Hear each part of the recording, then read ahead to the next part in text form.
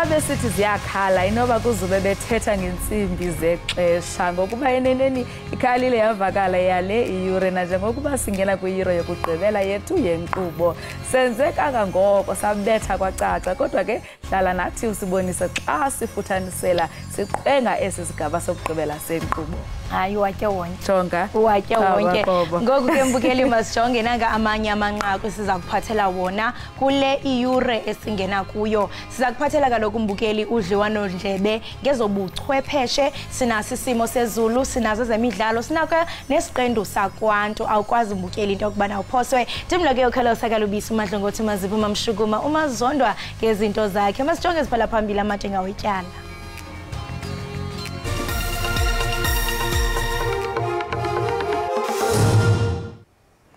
Abarhanelwa ababini baza kuvela kokuqala kwinkundla kamantyi yeBila-Bila namhlanje emva kokuqhekezwa nobusela ePhala-Phala.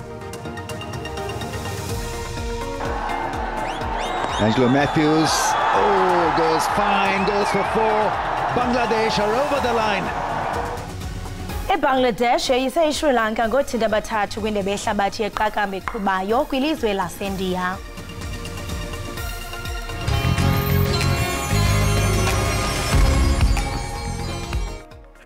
Ndiyaza malanga wafani ndiyaza izinto zamasdibani anlali ndezamana nemali masambe siyopanda.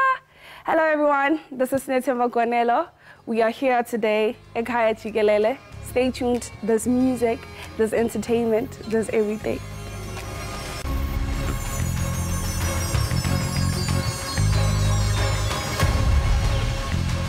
Abarhanelwa ababini baza kuvela kokuqala kwinkundla kamantyi yeBila-Bila namhlanje malunga nokuqhekezwa nobusela ePhala-Phala. Abarhanelwa abaneminyaka engama-39 kunye nama-30 ubudala babanjwe ngecawe kule mpelaveki sisuka kuyo.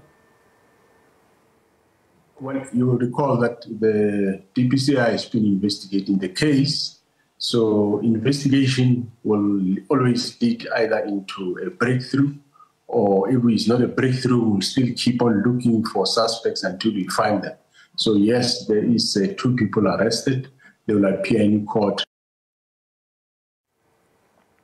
uMzantsi Afrika ugqibe kwelokuba abarhoxise oonozakuzaku bawo abaseTel Aviv eIsrael ngeenjongo zokubonisana ngakumbi ngemfazwe egqubayo eGaza.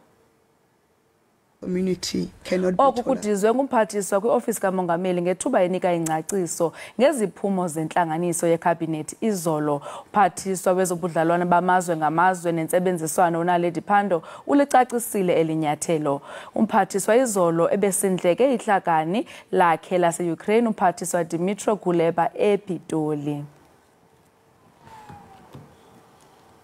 Okanti kusenjalo kukho ke ukubethabethana kwezimvo malunga nesigqibo sikarhulumente sokurhoxisa oonozakuzaku bakweli abazinze kwaSirayeli nanjengoko elilizwe likwimfazwe neHamas. We support the standpoint that says the ambassador must come back. We will also be glad if the president can, working with the Minister of International Relations, make sure that they ask the ambassador of Israel to South Africa to go back to Israel until the situation improves in as far as negotiations between Palestine and Israel are concerned. By the South African government to withdraw all its diplomats from Israel for consultation is only a smokescreen to give a strong message to Israel that they may consider to break all diplomatic ties with Israel. That will be very detrimental to South Africa because there are very strong business and economic ties between South Africa and Israel. The National Freedom Party welcomes the statement made by government in shutting down our liaison office in Israel and, more importantly, recalling our ambassador to Israel. The reckless statement by the Israeli minister calling on the Zionist state of Israel to use nuclear weapons in Gaza must be condemned with the contempt it deserves.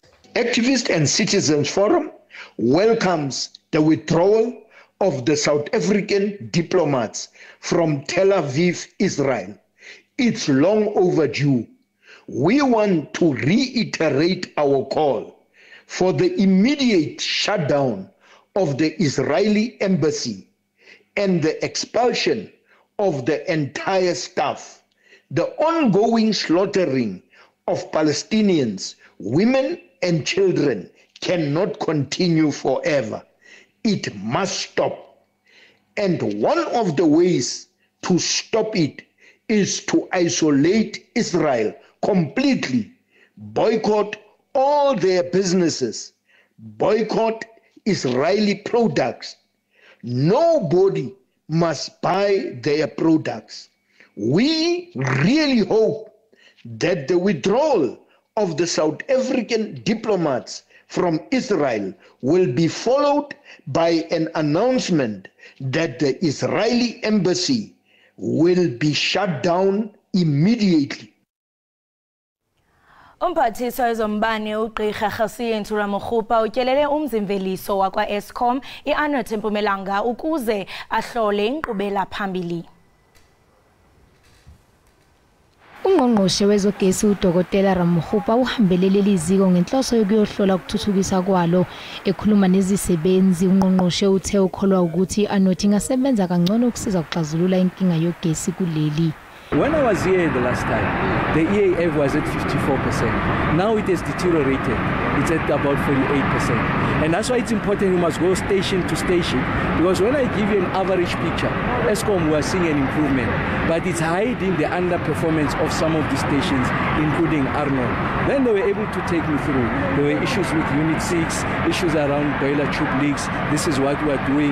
We are confident that over this period, we'll get back to 54 and even exceed it. These are the interventions we are making. Ungqongqoshe uthi unesiqiniseko sokuthi Eskom izokwehlisa amazinga ohlelo lokucisha konga ugesi ngasekupheleni kwalonyaka. We're confident about reducing the intensity of load shedding. That much we are more than confident. I did say Kusile Unit 2 is coming back the third week of November. Unit 5 Kusile third week of December. We'll see improvements in Arnold and many other places. And then new generation capacity. Don't forget it. Because it's not just Eskom that's going to resolve the problem. You need new generation capacity. Kulindeleke ukuba uRamokgopa avakashele ezinye izikhungo eziphehla ugesi. Kusenjalo usihlalo we-Eskom umthetho Nyathi uthi le nkampani ehlinzeka ngogesi izokwehlisa ukuncika kubakhiqizi bogesi abazimele uma ukusebenza kwayo sekusimeme. Uthi ukhiqizwa kogesi kule nkampani kuyathuthuka kanti lokho kuzokwehlisa ukwethembela kwayo kubakhiqizi bogesi abazimele. Ubese khumbuza izakhamuzi zakulili-ke ukuthi abakhiqizi bogesi abazimele basebenza njengohlelo lokweseka iEskom uma ingenawo amandla anele. At what cost is of course slightly more than than how we are producing, but much less than how we, in terms of diesel. Diesel, that's the most expensive source of energy. Ngakolunye uhlangothi uNyathi uqinisekisile ukuthi ibhodi leEskom seliphakamise amagama abathathu kungqongqoshe wezinkampani ezingamabhizinisi ombuso nokulindeleke ukuthi aqoke isikhulu esiphezulu esisha ungekapheli lonyaka. Last week we were able to give him those three names, and now the processes from the government side of things are taking place. Unyathi uphinde wetusa ithimba lakwa-Eskom ngokusebenza ngokuzikhandla lisemamisa ukusebenza kwenkampani kanye nemizamo yezakhamuzi zakuleli yokwehlisa umthwalo kule nkampani ehlinzeka ngogesi. Ukanti umongameli we-ANC uCyril Ramaphosa uthi uhulumente usebenza ngokungxamisekileyo ukuqinisekisa ukuba amapolisa anikwa izixhobo zaneleyo sokulwa izinga eliphezulu lolwaphulo mthetho. uRamaphosa uthi linyukile inani lamapolisa aza kuqeqeshwa kwaye asasazwe kwilizwe liphela ukuze ajongane nolwaphulo mthetho. Ebethetha kwinkongolo ye-10 yesizwe yamapolisa nentolongo imanyano yamalungelo oluntu eThekwini. The 2026 SABC Award goes to Officer Jikelele, who has been awarded the National Police Service Award for his outstanding service. The award is we are in a hurry to deal with the criminality in our country.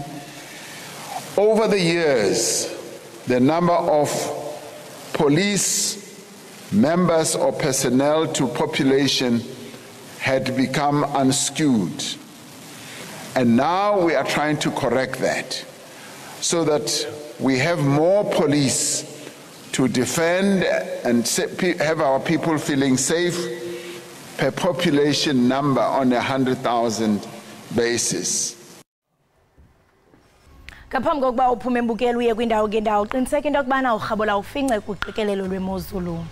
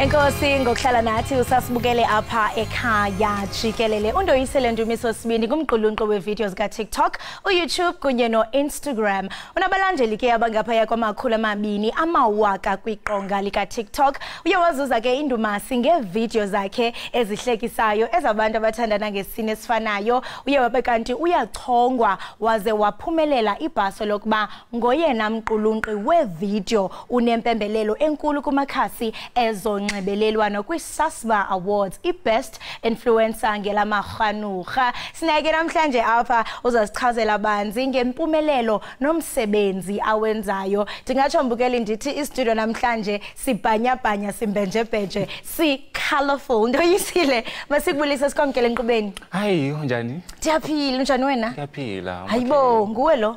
Yeah. Huh? That's me. Congratulations. Thank you so much. Wow, I mean, before singene kumsebenzi owenzayo kumaqanga onxibelelwano, khosixelele banzi kumntu ongakwaziyo ngubani uNdoyisile? Okay, so my name is Ndoyisile Ndumiso Sibini. I was born and raised in Zim, and then right now I'm based in South Africa. I'm a content creator, social media influencer, and also a social media manager. Yeah. You are proudly from Uzim. Yeah. Kwelika mzilikazi. Yeah. Proudly so. And I mean, siyaqonda ubana mhlambe uye wafumaneka into yokubana awamkeleki kwilizwe khona abantu mhlambe abagxekayo because I mean of your sexuality. Khawusinabisele ngalonto. It's a lot, but then at the end of the day, like, people's opinions shouldn't matter, you understand? Because anything that they want to think of you, and you can't actually fight for acceptance. So you just, like, you know, go where you're accepted, where you're loved, rather than forcing people to accept you or love you just because you come from a certain place or just because you are a certain way. Yeah, so you just focus on yourself and then just And why do you think isekhona la notion yokubana, especially I mean kawujonga ekwilizwe lasezim bangamkeli abantu who are from the LGBTQI, kutheni nje kusekhona lanto yokugxeka, ucinga mhlambe yenziwa yintoni? Okay, I think the first thing is guys, I'm not into politics, but I'm just going to say it. I think the main thing is because people that are in power are people that were born in the 1950s, 1960s, and whatsoever. So they're still stuck to those times where it was culture, this and that, and whatsoever. They don't understand how the world has changed now and how much open we are. So I feel like that's the main reason why a lot of people from the LGBTQ struggle to be accepted, or actually the country accepting people from that community, because it's something that they're not used to. It's new to them, because when Abakula gets cut, but like, no, a man is supposed to date a woman, have kids, this and that, and whatsoever. So when you come and say, well, like, oh, okay, cool, actually attracted to other men, it's like, oh, okay. Chani. Yeah, bo, yeah. And then your family, baye ba react njani bona when you came out to say, this is who I am, ngapha bona zange bathi lobola nentontoni. I don't want to lie to you, it was messy at first. It was very messy at first, but then Gogia Kati, they just got used to it, and then they are just accepted. Because, I mean, it's not like you can change it. There's nothing that you can, exactly. There's nothing that you can do. I mean, even if you decide to fast for 40 days and 40 nights, you're still going to be the same person. And proudly so. Yeah. And you are now based in South Africa. I want to understand, did you move from Ezim, uze apha eMzantsi Africa, to pursue a content creation, or what mhlambe xa ufika apha wabona into yobana I know ndiya embracewa and nale personality ndifuna uqonda into yobana uqala into yobana mandenze i-content ize njani? Okay, so firstly, when I moved from Zimne, it was during a time when I dropped out of school, and like there was no life for me that side. So just because I'd been to SA before, and then I've seen how much like how the area is like and whatsoever, or how the country is like, I was like, I think my life is going to be better that side. Also, for me, it was a matter of being free. Because, you know, when you're that side, you just have to hide yourself and act like, you know, you're like everybody else, or you have to conform to society expectations and all that and whatsoever. So me relocating to SA was me, you know, searching for freedom. And then when I got here, I found that freedom, yes, but then you need, like, you know, money to maintain that freedom or whatsoever. So content creation just came as something that I didn't even like prepare for it or whatsoever, or tell myself that, okay, I'm going full on this thing. It just started happening, Jay, because it was during a time when I was not working. I was just at home all the time, and I would have my fair share of depression and whatsoever day by day. And then I was like, you know what, let me just try to talk about the things that I'm going through, and then just post them on social media and see how it goes. So when I started getting people following me and saying like, oh no, I love your content, I totally relate to what you're saying, that's when I was like, oh, okay. And to me, it wasn't even like, well, like, okay, cool, this is now what I'm doing whatsoever. I was just doing it for fun, you understand? And but more than anything, you didn't have to tap into a certain character. Exactly. So, but then now when you get brands coming to you and be like, hey, we saw your content, we love your work, can we please collaborate? That's when you're like, oh, okay, we are here now. Yes.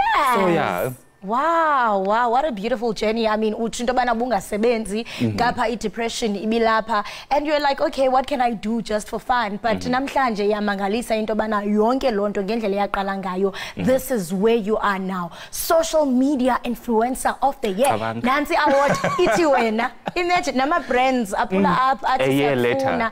I mean, looking back and reflecting on your journey to where you are today. Uthi ka ujonga ngomba imando yisile usebenzile. This is where I am now. Uziva njani? I'm just grateful over like I'm here, and like all this is happening to me, because you know you get some other people telling you, like, I've been in the content creation space for 5 years, I've never won an award, I've never got like a brand collaboration whatsoever. So I mean, I'm just more than anything like I just feel grateful for where I am and whatever that is happening in my life, because it shows like, okay, cool, maybe this is where I'm supposed to be. Yeah, and I mean, for what type of content, when they content, okay, like definitely when you go to my page, you're going to laugh. If you go to my page, you're going to laugh. So the kind of content that I create, I have cooking vlogs, I have travel vlogs where I go to different like restaurants or hotels and whatsoever. I also do some skits like every now and then, just to, you know, to show Jonga, you are versatile. Exactly, just to show, well, like, okay, cool, we can tap into this and tap into that as well. But then the main thing is when you get to my page, you're supposed to laugh. And it's crazy, well, like the things that I talk about now in my page, you know, if a random person can say those things, they might get like attacked on social media or whatsoever. But then, I mean, if I come to you and tell you about, well, hey, when I end the or whatsoever, people laugh about it.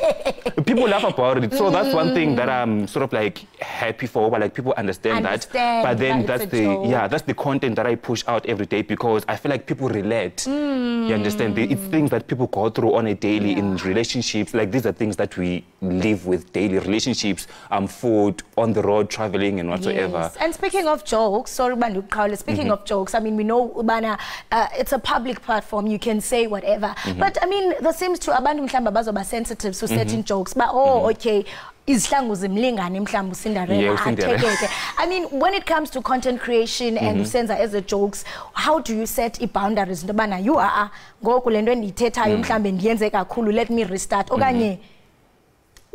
the way. Well, you just have to put yourself in another person's shoes. You understand? And then just think over, like, if those things were said to you, how were you going to feel? If I was going to feel bad or feel hurt or whatsoever, definitely I'm not going to put that in my content. Okay. But then if I know, well, like, if I talk about this and that, then we just laugh it off. It's going to be there. You will find it in my videos. Ne? Yeah. And I mean, let's talk about the challenges, because I mean, abantu xa sinibona nizi content creators, you know, siyanibona niyajayiva, ngapha siyanibona niyahlekisa. But mhlawumbe ufumanisa into yobana la video yenzayo uhlekisa kwa wena uyagowa. What are some of the challenges ongathi wena personally as a content creator ugowisha kuzo, but at the same time you need to put in that smile kube ngathi akwenzeka nganto?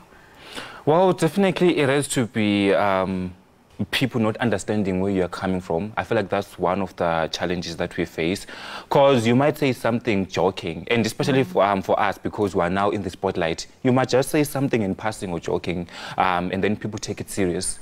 So I feel like that's one challenge that we face mostly, but like people failing to understand the message that we're trying to put across. But then the other things are just like your normal things that each and every person that goes through in the entertainment industry. You know, like you struggle getting gigs, and then you lose certain gigs because of who you are associated with, or where you're coming from, or who you are. You understand? The person not liking you generally, and then they'll be like, okay, cool, we don't want this person for this campaign. So it has happened before. So.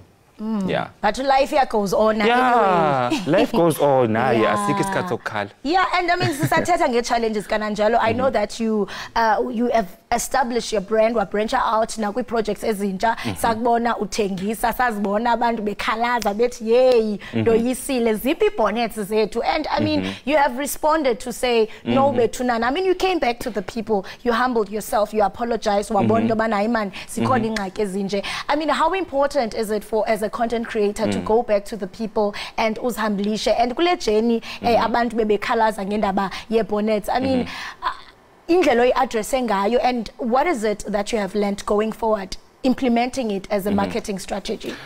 Okay, so with that, you know, it's better when you are telling your side of the story, or you are apologizing and people understand. But then it's crazy over, like, it's most people that they don't follow you, they've never bought anything from you, they're the ones who talk a lot. So with that, in as much as I issued out, or I put out a video apologizing, because I wasn't even aware of that order, in a sense, like, I completely forgot. So, what I would have appreciated firstly from her was, like, for her to approach me and ask me, well, like, hey, I haven't received my order, can I have an update? And then I assist her, because she didn't even order from me, she ordered from someone who was working under me. You understand? So that's where the problem was. But then I'm just like, if she had come to me, it was going to be better. But then the problem that I faced during that time was, in as much as I put out a video apologizing, people did not understand, because they were like, you're arrogant, you are rude, you are this and that. And then I'm just like, hi, Boni, ningena happy. You understand? So that's what I was saying. Well, like, that's one of the challenges that we face in the industry, where, like, a person might not get the message that you're trying to put across. And it's actually the people around that gaslight everything.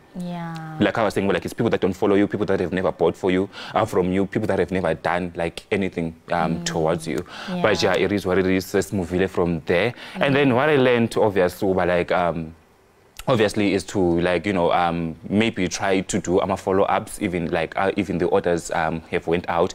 We just try to follow up so that we are guaranteed to like the person received it and they're satisfied with it. And looking at the content creation, it's like like you're saying, they don't follow you, or maybe you know, bazi hidden enemies. They are waiting for that downfall. Exactly, it's like it's yeah, that's the unfortunate part. For you to make one silly mistake. And I mean, I think it's very important, like you're saying, that to remain grounded and know your audience yako. Let's talk about future projects as Gando Yisile. Now that Pumelela Lembasa, what is the future looking like?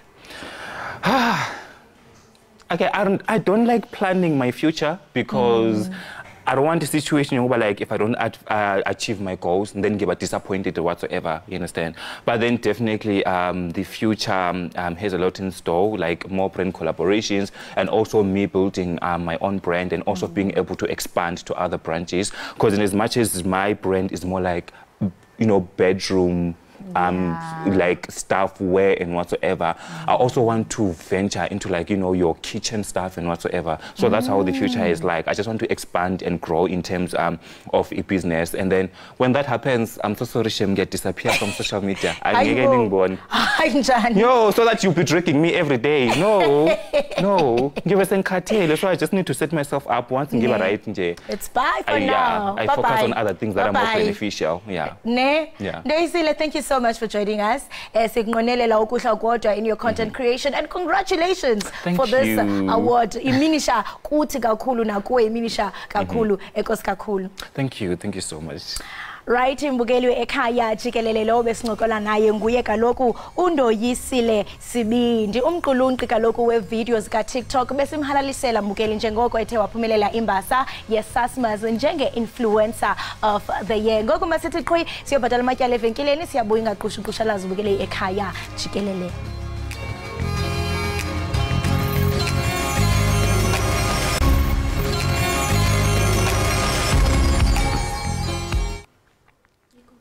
Enkosi ngokuhlala nathi nisasibukele apha ekhaya Jikelele. Kanti ngokumbukeli singena kwisiqendu sethu seza kwantu. Ehlabathini ke apho ingcambu zenkcubeko zingena nzulu, ibali lazo likhanya ngakumbi ithemba lenkuthazo. Komdaniso ingoma kunye nokuzinikela okungagungqiyo kwisithethe.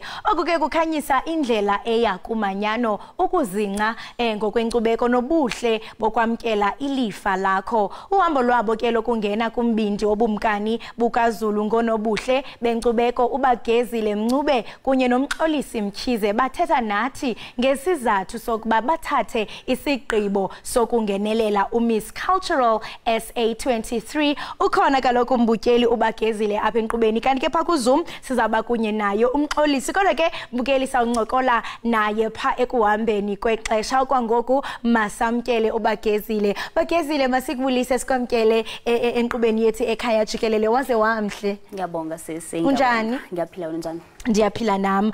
Masiqale ngohambo lwakho lokuba ungenelele uIndoni Miss Cultural 2023. Yintoni mhlambe yakhuthaza into bana ungenelele? Into yangikhuthaza ukuthi ngingenelele ngoba ngangifuna ukuthi ngibe isibonelo esihle kuwona wonke umuntu omncane osakhula. Kungabe ufuna ukuzigcina noma ufuna nje ukuba sendleleni ukuthi asiphathe kahle?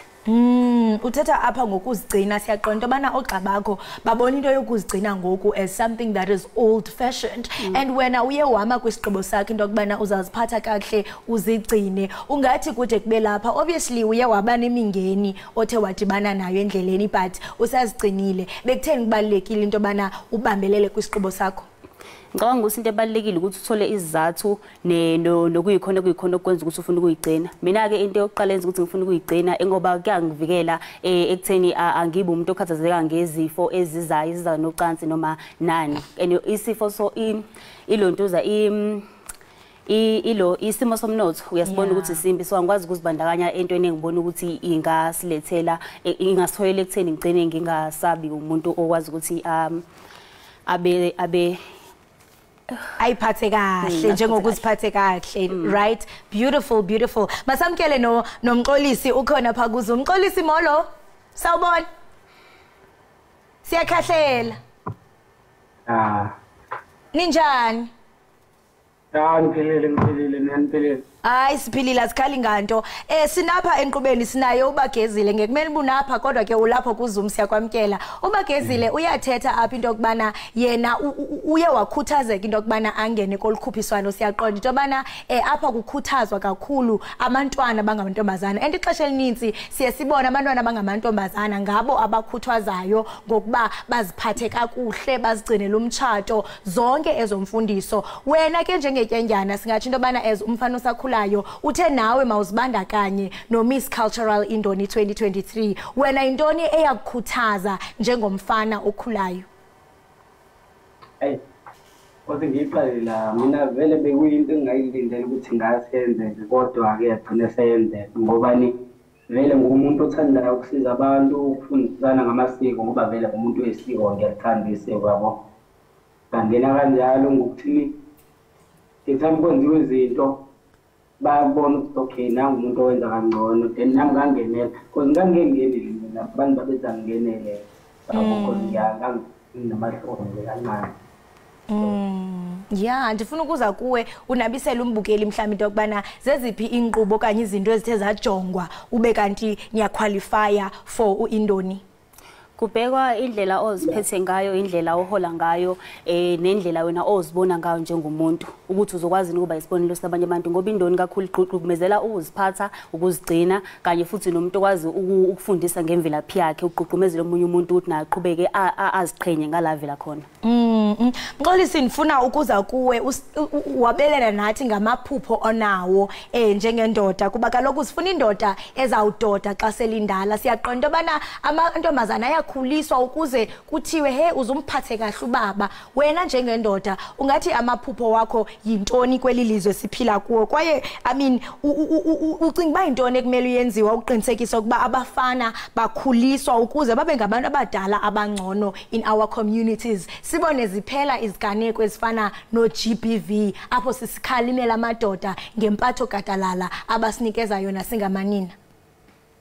Mina ngizoqala kanje isifiso sami ukuthini ingane noma ngithi thina siyintsha siyingane nje sikhule singawalahla amasiko because amasiko aba nendlela yempilo kumele uziphathe ngayo njengomntwana ngabe umfana noma uyintombazana kodwa kuba khona indlela kumele uziphathe ngayo njengomuntu omnyama yabo. Mina isifiso sami nje ukuthi bonke abantu bangalahli isiko ngoba mawulahla isiko ulahla nendlela yokuziphatha. Esikweni hlezi kunemiyalelo kumele uyilandele yabo. Manje masophuma ke esandleni uzosuke usewenza nazo lezi zinto lezi engamela ngabe siyazenza. Mina isifiso sami ngasho ukuthini wonke umuntu omnyama noma yonke ingane yomuntu omnyama izibandakanye ezintweni zamasiko, izibandakanye nasekutheni ithande ukuthini umuntu omnyama ngoba abanye abantu bayasaba ngokuthini babantu abamnyama kanti kumele usabe ngazo. Umxolisi apha Bagezile uthetha ngento ebalulekileyo into okubana eze sibambe zingatshoni sibambelele kumasiko nezithethe zethu singama-Afrika. Siyaqonda obana ngokamaxesha ngamanye sikwi-21st century akusafani nakudala ngoku. Ungathi mhlambe kula masiko ethu ngawapho bona ngathi mhlambe wena hayi la ingathi akasasebenzi okanye asebenza wonke okanye ikhona mhlambe indlela esingathi mhlambe kula masiko angaguquki but anzothi athwena alungiswe akwazi ukukhawulelana nexesha esiphila kulo ngoku. No, ngicabanga ukuthi indlela yamasiko ilungile ikakhulukazi ubuciko ngoba ubheka ubuciko thina njengabantu abamnyama kuzohamba kusebenzela ukuthi ubuciko busize ukuthi sikwazi ukuzenzela imisebenzi yezandla. Ngaleyo ndlela leyo uyabona ukuthi imisebenzi iyashoda, imisebenzi siyafunda ezikoleni siyagraduate but then asikhona ukuthi siqhubekele phambili. Uma ngabe sengakhona ukuthi sifunde nobuciko ngabe ubuciko bokuyiphilisa ngabe ubuciko mhlawumbe bomlomo lokho ngakwenzela something empilweni. So ngibona ukuthi kungcono ukuthi siqhubeke sifunde ngakho. Siyathanda into bana usityebisela ukubana njengokuba seningenile uMiss Indoni zeziphi mhlambe ezinye inkqubo wena Bagezile enizifundiswayo ngathi into bana zixabisekile zizawukwazi into kubana zikwenze umama ngomso esingazinca ngaye sithi this is the center of the home. Okokuqala kwindoni ufundiswa ukuba umuntu esifazane ozimele. So ngikholwa ukuthi ekufundisekeni kwami ukuthi ngizimele ngizokwazi sasibo umuntu esifazane ongathembele kumuntu futhi ozowazi ukuthi amise isizwe kusasa ingabe ukhona usekelayo noma akekho osekelayo. Wow, beautiful. Uyayiva indaba lapho Mxolisi. ziyakhaya lapha e-studio. Siyaqonda bana kuwo olukhuphiswano enizawungenela wena noBagezile. Siyabona apha into yokubana kukho inhlanga ngenhlanga, kukho amaXhosa, kukho abeSuthu, kukho zonke inhlanga esingatsho into yobana sinazo apha eMzantsi Afrika. Kwaye ke kuyawusindwa ngobethole ngulona lo uzawubonisa into yobana thina sisisizwe esapha kwaVenda yintoni esityebe ngayo. Ingaba nina kwizicwangciso eninazo yintoni enizayibonisa ngesizwe sakwaZulu athi nomXhosa ohleliyo obukeleyo athi wow ngabe ngiyini kodwa uba ngenge ngumZulu. Ngasho nje ukuthini sizoziveza ukuthi thina sabantu abamnyama kahle kahle sabeZulu siphila kanjani futhi siziphatha kanjani. Yabo nje ngiyangibona nani ngosiphatha lensizwa angisafuthi ngalokho. Yabo ngingenza noma yini nje ukuthi wonke umuntu abone ukuthi thina samaZulu siziphatha kanjani. Oqala lebalekile inhlonipho ngoba thina sabantu abamnyama saziwa ngenhlonipho yabo. Hlonipha wonke umuntu ungakhathali ukuthi umXhosa okunye umVenda noma uyini kodwa hlonipha wonke umuntu. Ungasabi nje yabo ungasabuziveza ukuthi thina siphila kanje ngoba kumele usabe ngesiko lakho yabo. Akumele usabe ngesiko lakho. Hayi iyavakala sithi anga uhambo lwenu lungaphumelela masibambe ngazibini kuni nobabini ngokuba nabelena nathi namhlanje siyathemba into okubana nizahamba kakuhle sinibone nani ni crown noba ke akuphumele hayi ukuthi ndiyatsho in fact mani ngatsho Bagezile siyaqonda ubana xa siqola siqongqotha inkqubo yethu yanamhlanje kukhona into emnandi osiphathele yona mandinikezele kuwe iqonga lelakho. Ngiyabonga. Zulu kabalandela ngokulandela inkomo zamanye amadoda wena Zulu omnyama ondlela azimhlophe nina belembe liqhamanye malembe ngokukhalipha nina benkashana kamenzi yaphuza umlazi angameva ngiyanibingelela onibingelelayo ke uBagezile Mncube untombi ziningi isihlangene zeyikhulu nefalahlana ngaphezulu mavela bahleke njengeintombi zomqomelo umzondo wamadeqo ufika zimeke intombi nethu yazesigodi umzimbi yathela ebusuka nehlobo bathi manyathela dilizo kwendlovu ayifiki yagayile intombi ngomamzamela ngiyabonga.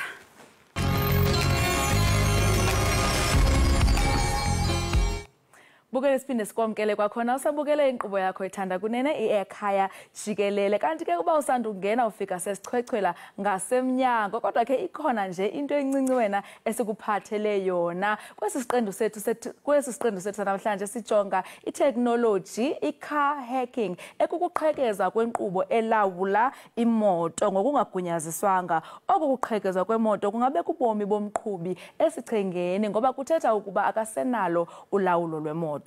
Imoto ilawulwa ngekhompyutha ngumuntu okwenye indawo. Lo muntu ke angenza nantoni na ayifunayo njengokutshintsha isantya semoto okanye ukwenza iziqhoboshi zingasebenzi. Ukuva banzi ke ngalomba siqhumela noSandile Hlangane apha e-studio. Sandile masikwamkele sikubulise enkqubeni Ekhaya Jikelele. Kunjani? Masibulele ngethuba sibulele nakubabukeli bakho siyaphila. Ewe ke enkosi Sandile masike sithethe ngale car hacking iyondothusa mina yintoni le car hacking? So nokuba yiphina into esebenzisa i-operating system njenge cellphone okanye i-software iyahackeka kalula nje. Mandikunikeze umzekelo othi okanye ndikubambise lento engqondweni yakho.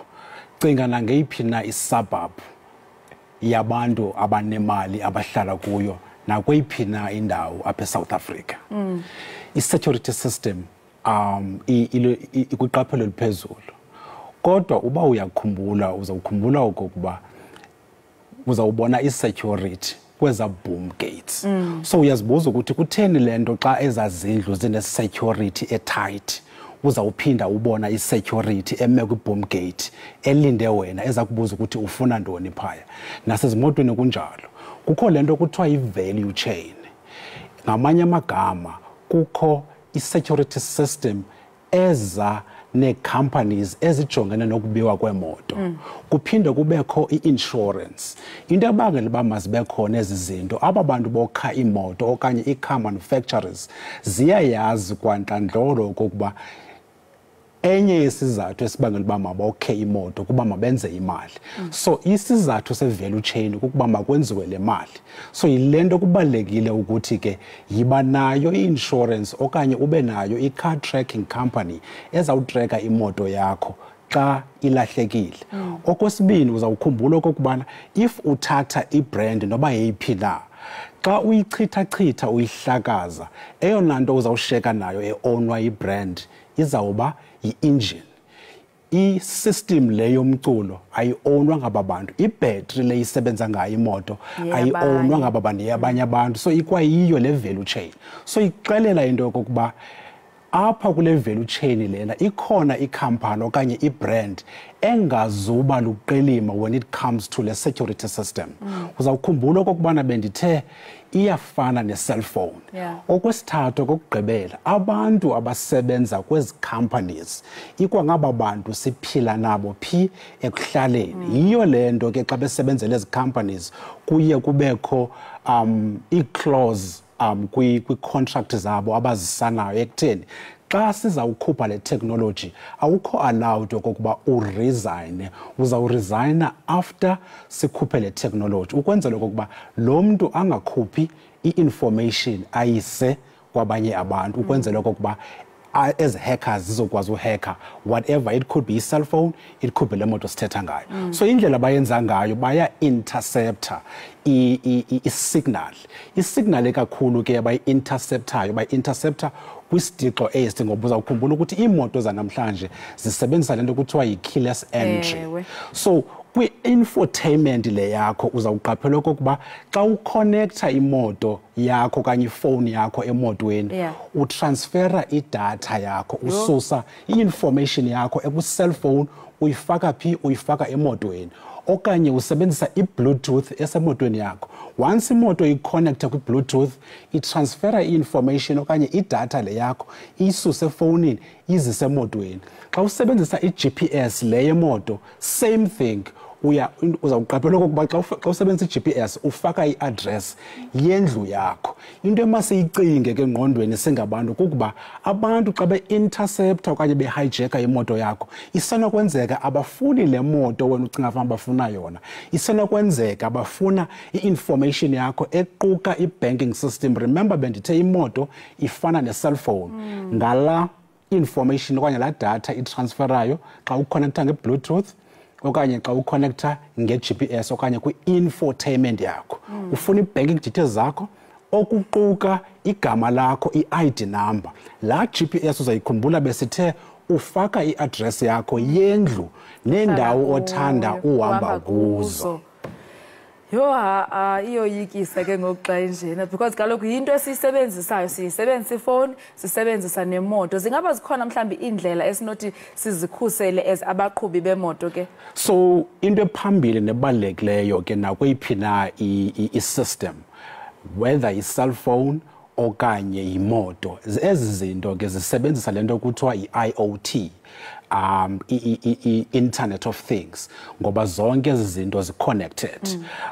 Kungoku njena iikhampani ezininzi soyika nje ubiza amagama zisebenza kwi-technology esebenzisa i-virtual reality apho uzawuthi wena udriver imoto yakho ukwazi ulayita izibane endlini yakho, ukwazi ufudumezela abantwana ukutya. So yonke ke into esebenzisa i-Internet of Things kulula ukuthi ngesilungu siyi-intercept okanye as hackers bayi-intercept. So into ebalulekileyo ukuthi whether ifone u-update lento kuthiwa yi-network okanye i-system le isebenza ngayo ifone.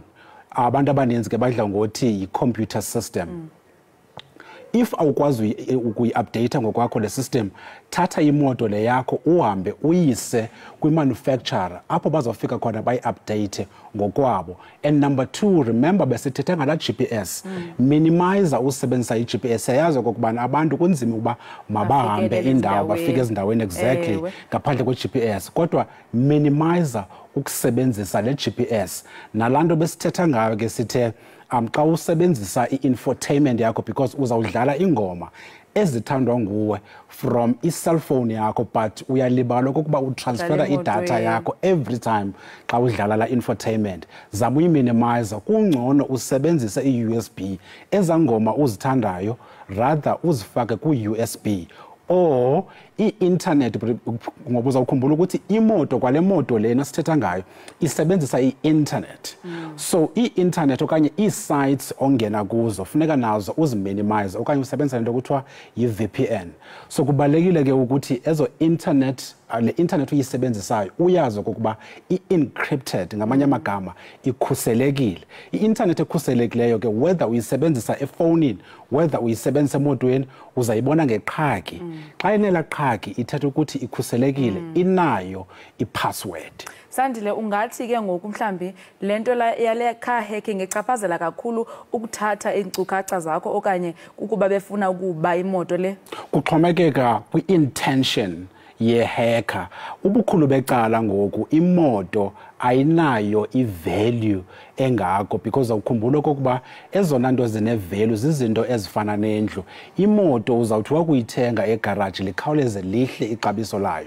Yile nto bendisitsho ke ndisithi wena uzawucinga okokuba i-intention yale hacker kukuba mabakuthathele imoto kanti i-intention ye-hacker ngoku kukuba bakidnaphe wena bakidnaphe nabantwana bakho kodwa loo nto leyo bayenza through imoto le uyidrivayo because remember if ba-intercepte i-software le imoto ihamba ngayo iyawuthetha ukuthi loo nto leyo bane-control yale GPS. Le GPS yiyo ezabanikeza information yendlu yakho. So imoto ke okanye imoto zanamhlanje Nadia zenza lento kuthiwa ziyamfunda umuntu. Ngamanye amagama imoto ngokuthi xa ungena kuyo uhlala esitulweni izive i-feelings zakho ikuve uba ufila njani okanye uziva njani. Yiyo loo nto ke imoto zanamhlanje zikwazi nokuthi if udiniwe ikwazi ukuzikhupha ecaleni ime. So zizinto efuneka siziqaphele ke ezo. Sandile ingathi le technology izosibhoxa kunoba isilungiselele. Kumele kusithiwa hayi technology hayi izawulunga izinto nazi nee-robots zikhona izinto zizawubalula kodwa hayi ingathi ibeka ubomi bethu esichengeni noko. Qho uba i-technology ikhula namasela